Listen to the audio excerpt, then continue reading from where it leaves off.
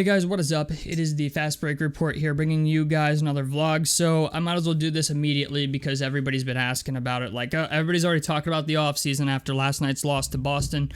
But the thing is, Indiana lost that series. They battled all playoffs, but a lot of their issues became very glaring as far as offensive rebounding as a whole, having that third option who can go out there and get you a bucket when you need it. You know, you have Siakam, you have Halliburton, but they really need a third guy.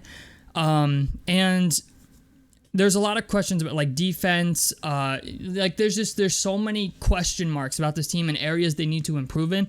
So I have a list of 22 players. I was going for 25, but I've got a list of 22 players that I think at the very that could just help the team. We got Jalen Smith departing. Doug McDermott is departing. Obi Toppin is really a toss-up depending on what he gets offered. I wouldn't pay more than a total of $40 million, $45 million at max for Obi Toppin. But you never know. Somebody could come in with an offer for 4 years, $50 million, 4 years, $60 million for him, depending on how desperate they are. And if he gets a contract like that, I'm pretty positive the front office is going to let him walk. So if that's the case, Jarris Walker is going to get more minutes, but we still need some guys on our team to fill some of the holes that we have on our roster. So this is a list of 22 players. I got the Pepsi on deck. So let's go ahead and talk about some of the names I got. Now, understand none of these names are perfect. There's no crazy young guys on here other than maybe one or two. This isn't a list of sexy names. They're mostly role players, guys that I think could help out our roster and put us over the hump, so to speak, because we're a team that I think we could have beaten Boston, but we didn't. We kind of shit down our legs for the last, for 3 out of those 4 games. And I just think that there's going to be guys out there in free agency or guys that can be traded for this offseason that would help this team a lot. So without any further ado, let's go ahead and get into it. So the first name I have on the list is Steven Adams. And the reason I have Steven Adams there is because he got traded to the Houston Rockets. He's a savvy vet, a good vet. He plays hard. I think leads the league in offensive rebounds when he actually plays. Not much of a scorer. Obviously not a fast guy, but we do need somebody who can rebound at that center position. And with, I understand we still have Isaiah Jackson, we have Miles Turner, but Jalen Smith and Obi Toppin being gone could hurt us a bit. Steven Adams would be a nice guy to maybe trade for. I don't know what the Rockets would want for him, but he's a guy that I look at, and it's like he's also almost like a James Johnson type of vet, you know what I'm saying? Like a guy who's not afraid of the other team. He's a guy that will defend his players. Like we saw, Steven Adams all the time, even in OKC defending Westbrook, even I think a couple times with the Memphis Grizzlies defending Ja Morant and stuff like that. He is a guy that I like him because he's scrappy. He's not afraid to throw hands with somebody if he has to. So number 1, I got Steven Adams on here for physicality, offensive rebounding purposes, even defense. He's not terrible on defense. So Steven Adams is one guy on the list, number 1. Number 2 is Dorian Finney-Smith. Dorian Finney-Smith, actually, we'll go over 3 also because he's a part of the Nets organization as well, and that's Mikal Bridges. So 2 and 3 are Dorian Finney-Smith and Mikal Bridges. Now, I don't know what they're doing over in Brooklyn, but the thing is, they've been trying to trade Dorian Finney-Smith.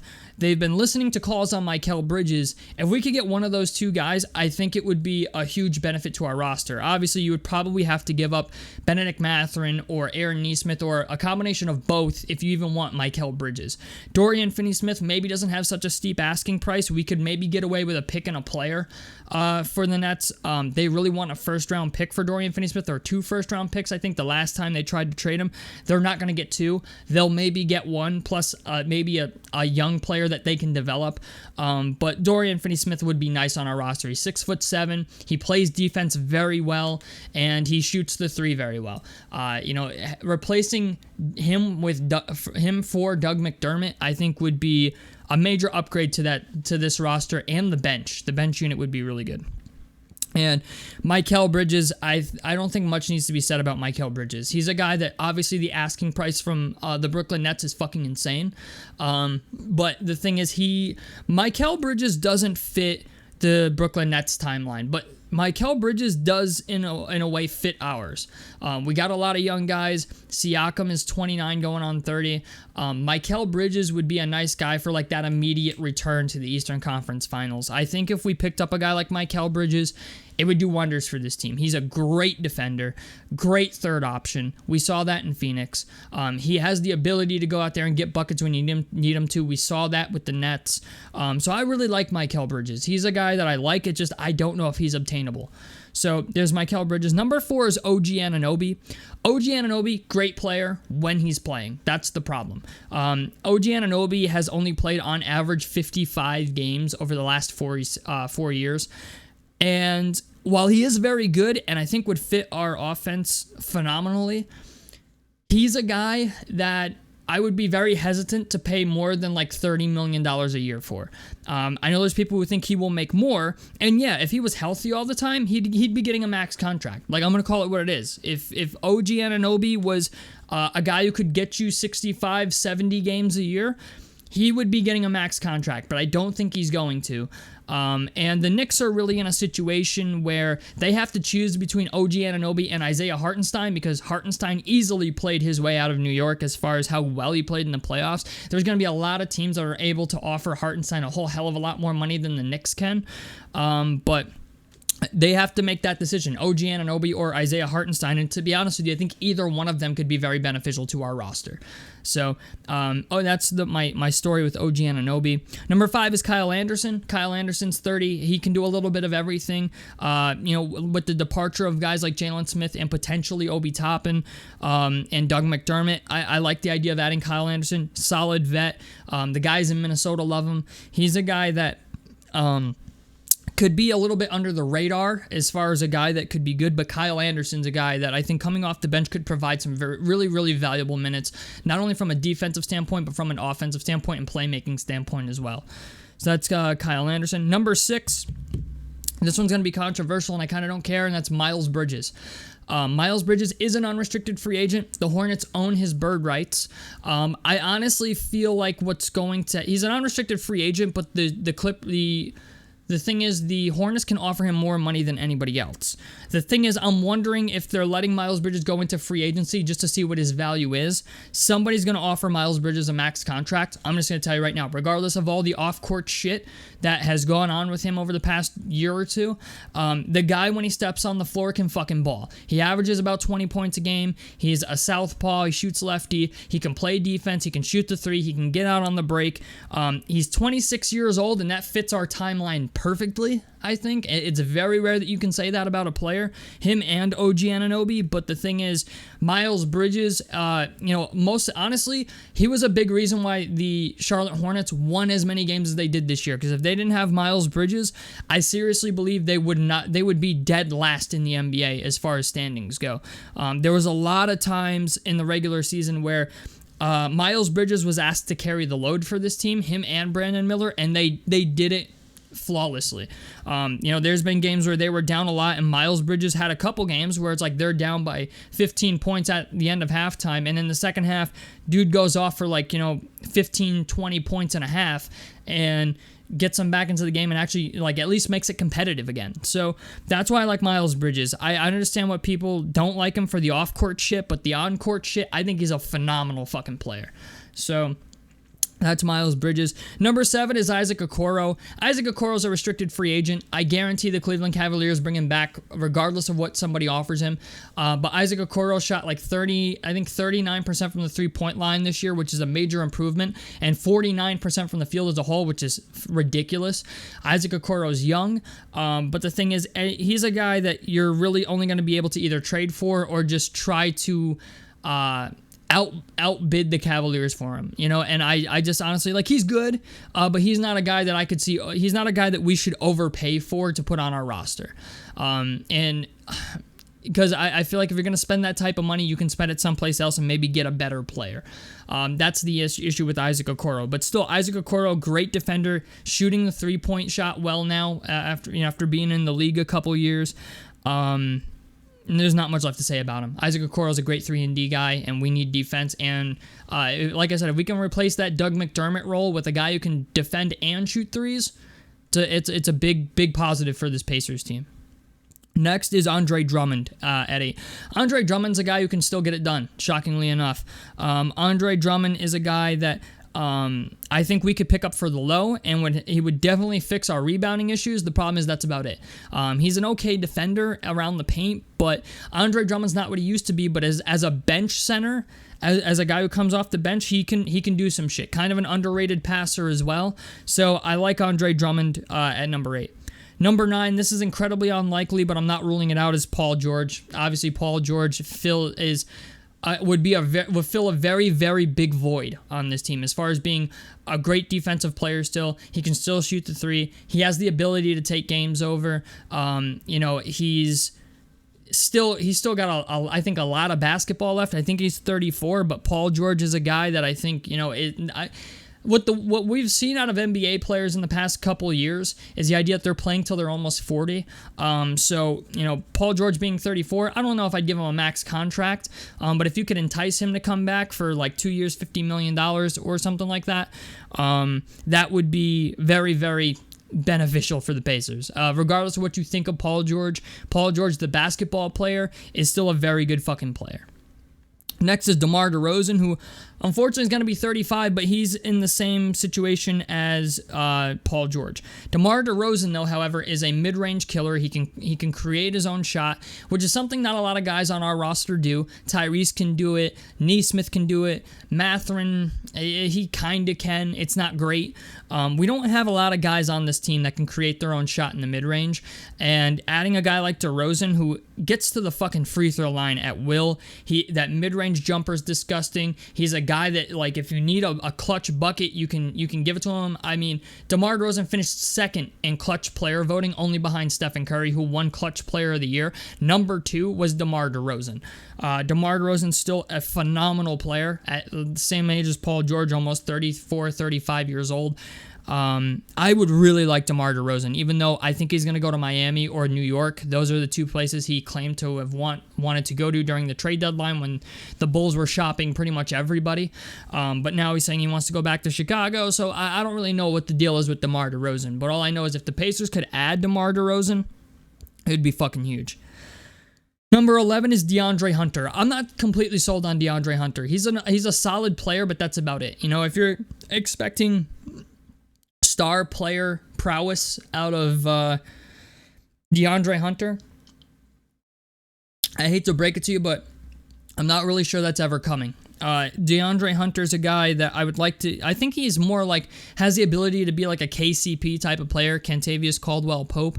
If DeAndre Hunter could be that's a beneficial thing. But he's young. He just recently got a contract extension a couple of years ago. But Atlanta is looking to like really revamp their roster and put something strong together for next season. And I think moving on from DeAndre Hunter and Clint Capella are two things that the Hawks are looking to do. If we could land either one of them, it would be nice, but it really depends on what we'd be giving up.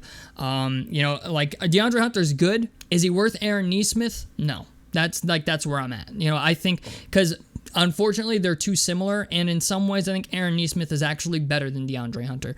But DeAndre Hunter, a solid defender. That's the main reason I put him on here, but he's very less likely to happen. I feel like he's not a guy that I think we're even going to be looking at, but you never know. Number 12 is Precious Achiuwa. Precious Achiuwa is a very good player. He played well for the Knicks when he did play. But with us getting rid of Jalen Smith and potentially Obi Toppin, adding a guy like Precious Achiuwa who can bang down low a little bit, who can run the floor, who can occasionally shoot a three. Honestly, Precious Achiuwa, not a bad pickup. Not a great pickup either, but he's a guy that I think could maybe fill the void that's going to be left by Jalen Smith and potentially Obi Toppin. He's a guy that like he would strictly be a bench player for us. He wouldn't be a starter by any means. Number 13 is Isaiah Hartenstein. And the reason I say that, I talked about this with the OG Anunoby part. Isaiah Hartenstein's a guy that has played his way out of New York. Someone's going to offer him an ass ton of money, but you never know. If you can get into the Isaiah Hartenstein sweepstakes, you get a guy who's great at offensive rebounding, guy who's a solid defender. can do a little bit of work around down in the paint around the basket.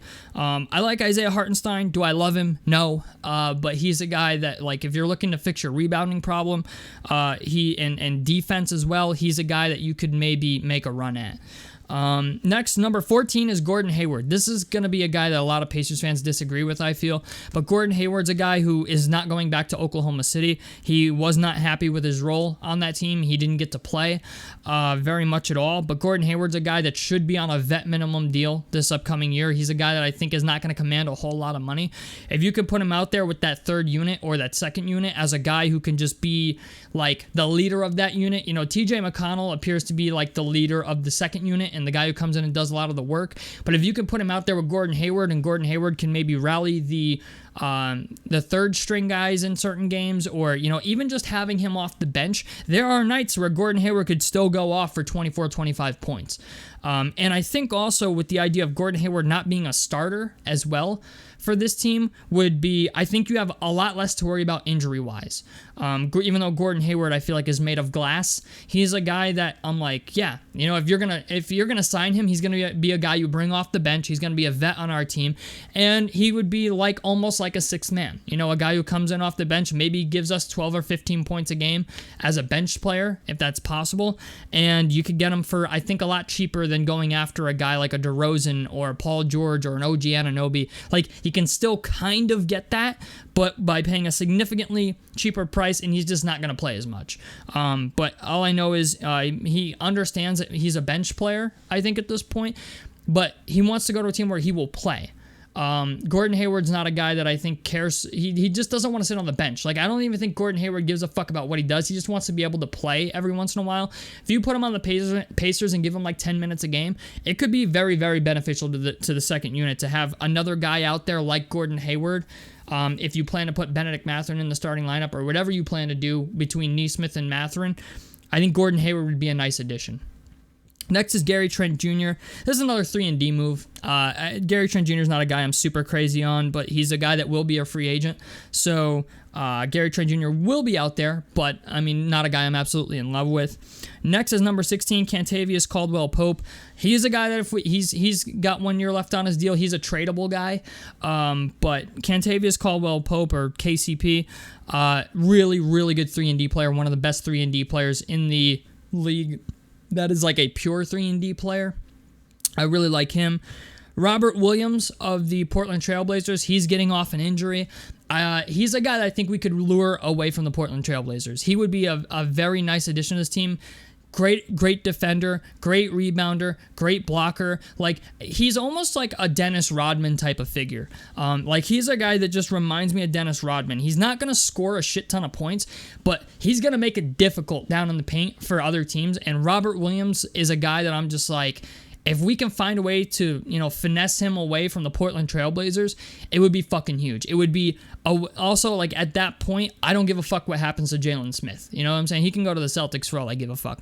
But if you could somehow find a way to land Robert Williams, that would make your defense a whole hell of a lot better. You know, like, and Robert Williams is not only an interior defender, he can step out on the wing too and play some defense.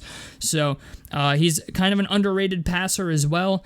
But he's a guy that I'm like, yeah, if the Pacers can make a run at anybody or trade for anybody that I think would instantly improve this team's defense and rebounding, Robert Williams is a guy that I'm like, yeah, like, that's a guy I want.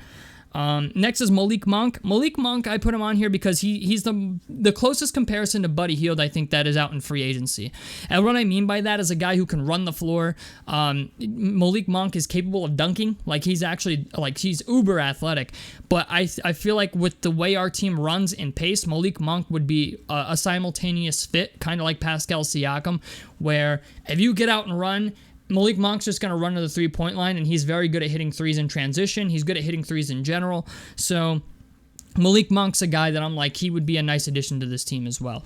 I understand he's a guard, but, you know, we got Ben Shepherd out there. You know, Andrew Nembhard's going to be a starter next season, more than likely. But Malik Monk would be decent bench three-point shooter. I mean, we have Ben Shepherd, but if you could add another guy like Malik Monk and just get one more sharpshooter on the roster, I think that would be huge. So plus Malik Monk's you know, I think he's young, a hell of a lot younger than Doug McDermott too. So I kind of like that as well. Number 19 is Paul Reed. Paul Reed being a power forward. He is a guy, one of the few guys that the 76ers will be able to retain going into next season. But Paul Reed is a guy that I'm like, I know Nick Nurse wanted to turn him into Pascal Siakam in some way, shape, or form. If we can get him and actually have Pascal Siakam, I think that would be a huge win for this team. Paul Reed is a guy that I think doesn't get enough opportunity. With us, I think he'd get a lot of opportunity, and that fixes kind of the front court hole we got. He's still undersized, but he's a guy that can get outrun. Same thing with Robert Williams. Robert Williams is undersized, but Robert Williams can play fucking defense. Paul Reed's a guy that I think, if you developed him correctly, could be another Pascal Siakam, or just a guy who's capable of doing a little bit of everything. Next is Robert Covington. The reason Robert Covington is here is because we can get him on a vet minimum deal most likely, and he would play defense and shoot threes. We saw a little bit of a revival of him going back to the 76ers in that trade for James Harden.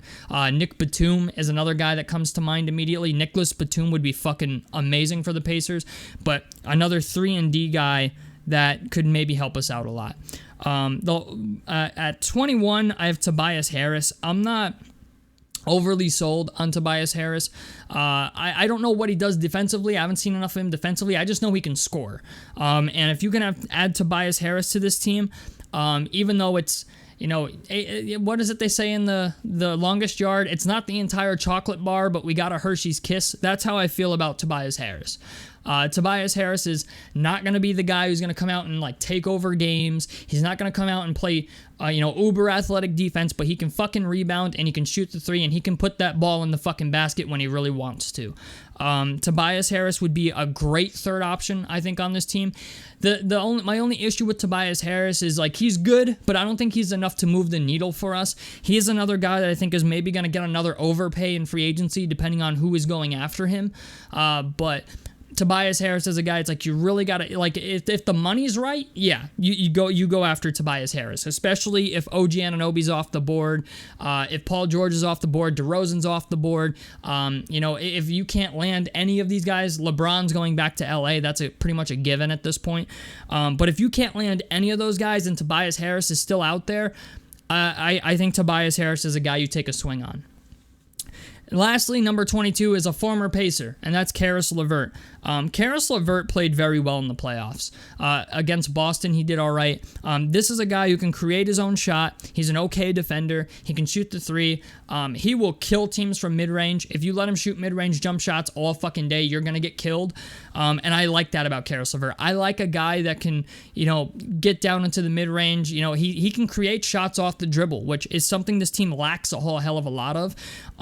Karis LeVert, pretty much, defensively, he's not amazing, but he still averages a steal a game. He's not the worst defender in the world, but Karis LeVert would just be a nice guy to get back because we really need a whole bunch of different shit. We need shot creators. We need guys who can, maybe another 20-point per game scorer would be nice. But it's just the idea. That's why I like Karis LeVert. I think Karis LeVert could maybe do some things for us that we're lacking in.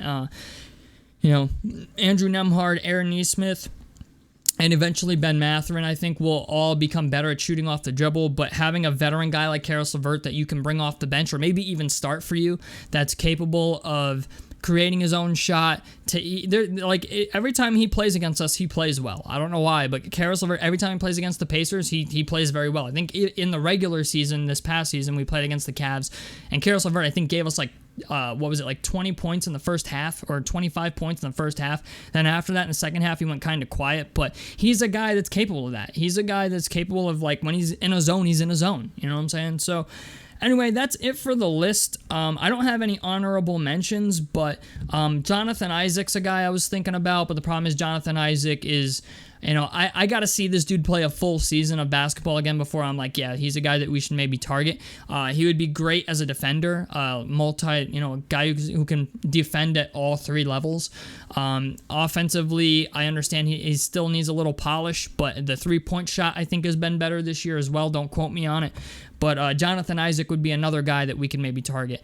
I've seen people talk about trading Miles Turner for Jared Allen. I think I was the one that started that whole thing because of the rebounding things. But the problem is if you trade Miles Turner, before you re-sign Pascal Siakam, like that would be a big reason for Siakam to leave. Because part of the reason he came to Indiana is because he wanted to play with Miles Turner. So, I don't know, man. The Pacers have a lot of options. I feel like they're going to get better this offseason. There's a lot of really good unrestricted free agents out there. There's a lot of guys you could trade for. Derek White's a guy that is probably going to get traded for something. I just don't see the Boston Celtics being able to retain him as well as everybody else they've already given money to. But you never know, man. You never know. The offseason could be great.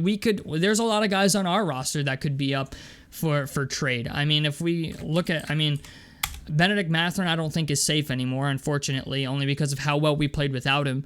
But, Aaron Nesmith is a guy you can maybe improve on and maybe get something better for him. Even though I love Aaron Nesmith. Aaron Nesmith is not a guy I want to get rid of, but you never know. Jarris Walker, it doesn't seem like Rick Carlisle trusts him very much. Jarris Walker could be a guy that we move on from, unfortunately.